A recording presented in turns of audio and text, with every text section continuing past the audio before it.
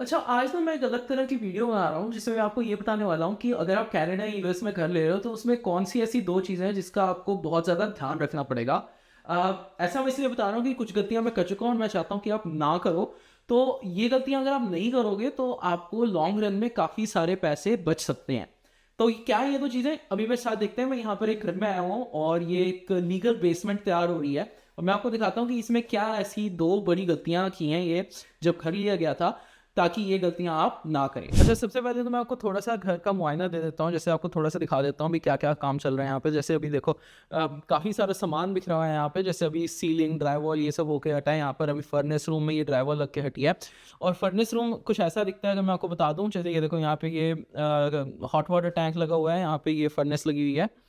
तो अब एक्चुअली होता क्या है, सबसे पहली गलती ये है कि फर्नेस रूम की लोकेशन नहीं देखी जाती। चलो, अभी मैं आपको एक बहुत ही इंपॉर्टेंट कंसेप्ट समझाता हूँ। ये देखो, यहाँ पर मैंने एक ना ये ड्राइंग सी बना के लगाई हुई है, तो मैं आपको ये बहुत ही इंपॉर्टेंट कंसेप्ट यहाँ पे समझा देता हूँ कि कैसे काम करता है। जब आप घर लेने जाते हो ना, आपको 2 तरह के लॉट मिलते हैं। अच्छा, एक तरह का लॉट ये होता है कि आपको ऐसा लॉट मिलेगा और उसमें घर कुछ यहाँ ऐसे साइड पे बना होगा और ये वाली लाइन आप ये इसके इधर वाली जो सारी साइड है ना, वो किसी और घर की होगी। अच्छा, इस लाइन को ना हम ज़ीरो लॉट लाइन भी बोलते हैं, ओके? और इधर वाली साइड आपकी होती है और इधर वाली साइड यहाँ से दूसरा घर शुरू होता है। दूसरी तरह का लॉट होता है ये, जिसमें आपका घर सेंटर में होता है, आपके पास दोनों साइड्स में स्पेस होती है। अच्छा, अगर तो आपको नंबर 2 टाइप का घर मिल रहा है, फ्रंट गैराज वाला है कुछ इस तरह से, फिर तो कोई इश्यूज़ नहीं है। बट अगर आप इस तरह का घर देख रहे हो, तो इसमें आपको ये देखना होता है कि यार फर्नेस रूम की लोकेशन कहाँ पर है। मोस्टली जो पिछले 2000 में जो डिज़ाइन बनाए गए थे ना, क्योंकि पैसे बचाने की वजह से उन्होंने क्या किया, फर्नेस रूम उन्होंने यहाँ पे लगाया हुआ है, यहाँ पे इस तरह से। और सेम ही इशू आप देखोगे अगर इस घर के साथ है, कि ये फर्नेस रूम है और ये वाली जो साइड है, ये हाउस को बिलोंग करती है। इसका मतलब ये होता है कि अगर इस फर्नेस रूम के उस वाली जो साइड है ना, वो घर को नहीं बिलोंग करती, तो वहाँ पर हम कोई भी वेंट एग्ज़िट नहीं कर सकते। तो अब इसका मतलब क्या हुआ? इसका मतलब ये हुआ कि अगर मैं यहाँ पर कोई नया अप्लायंस लगवा रहा हूँ, फॉर एग्ज़ाम्पल मैंने हॉट वाटर टैंक लगवाया गैस वाला, या मैंने कोई फर्नेस का नया चेंज करवाया, या फिर मैंने एक रेड ऑन फैन होता है, जो मैं आगे आने वाली वीडियोज़ में आपको बताऊँगा उसका क्या काम होता है। उसको ना बाहर वेंट करना होता है, उसकी पाइप बाहर लेके जानी होती है। तो होता क्या है, ये फर्नेस रूम से उनको दीवार में, सीलिंग में से पाइप डाल के ऑल द वे इस साइड पर लेकर जानी होती है। अब इस साइड में ये आपके एक्स्ट्रा पैसे खर्च होते हैं।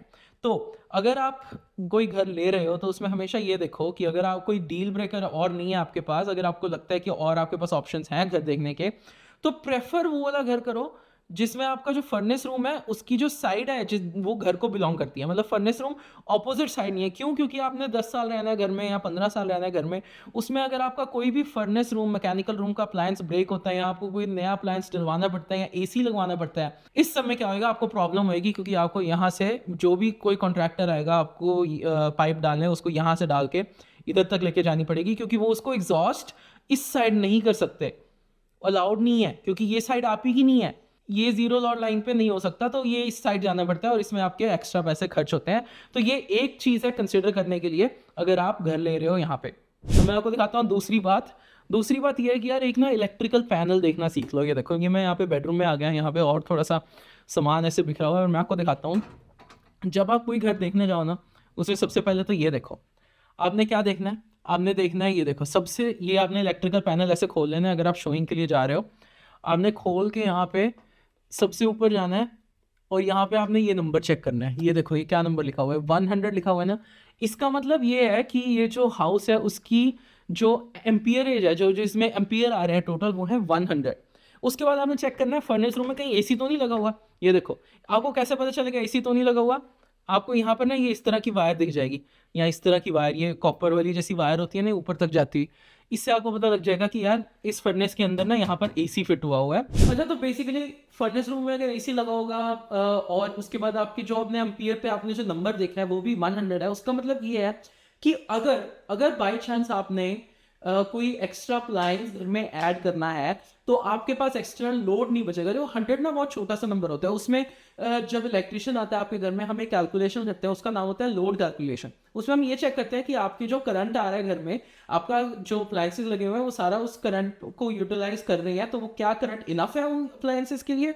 तो यूजुअली अगर सिर्फ एक ही फ्लोर पे लोग रह रहे हैं, आपने लीगल बेसमेंट नहीं बनवानी है या फिर आपने बेसमेंट में एक्स्ट्रा अप्लायंस नहीं डालने हैं, तो यूजुअली 100 इनफ होता है। मोस्ट हाउसेस के लिए 100 बहुत इनफ होता है। लेकिन जैसे ही आप एसी लगवा देते हो, अब एसी लग गया, अगर मैं एसी लगा हुआ है, अब इसके बाद अगर फ्यूचर में आपको और अप्लायंस ऐड करना है, मान लो जैसे ये देखो यहाँ पर हमने बेसमेंट में एक एक्स्ट्रा स्टोव ऐड किया, तो जैसे ये अप्लायंस ऐड करना है, कोई भी इलेक्ट्रिकल अप्लायंस ऐड हो गया, उसके लिए शायद करंट ना बचे एक्स्ट्रा, तो उसके लिए या तो हमें पूरा का पूरा मीटर अपडेट करना पड़ेगा या फिर हमें लगाना पड़ेगा लोड माइजर। अब लोड माइजर क्या होता है, मैं आपको दिखाता हूँ लोड माइजर क्या होता है। ये यहाँ पर लगा हुआ है लोड माइजर, और ये अकेला आपको about 1800 to 2000 Canadian dollar approximately, अगर INR में बताऊं 1,20,000 INR अप्रोक्सीमेटली आपको इतने का पड़ता है। 100 एम्प्स में ये नहीं कह रहा कि बुरा है, 100 नंबर कोई बुरा नहीं है, लेकिन अगर आपका फ्यूचर का प्लान है कि आपने बेसमेंट में रहना है, पूरा किचन बना के रहना है,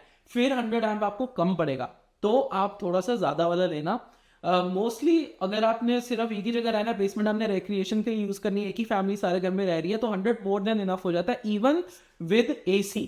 लेकिन अगर आपने और अप्लायंस ऐड करने हैं, जैसे extra set of washing machine, extra set of ये स्टोव, तो आपको 100 एम्प्स कम पड़ेगा और आपको थोड़ी सी चेंजेस करवानी पड़ेंगी, जिसमें आपके एक्स्ट्रा पैसे बर्बाद होंगे। तो घर देखने जाओगे ना, दो चीज़ें ये ज़रूर देखना, और मैं आपको मिलता हूँ आने वाली वीडियोज़ में।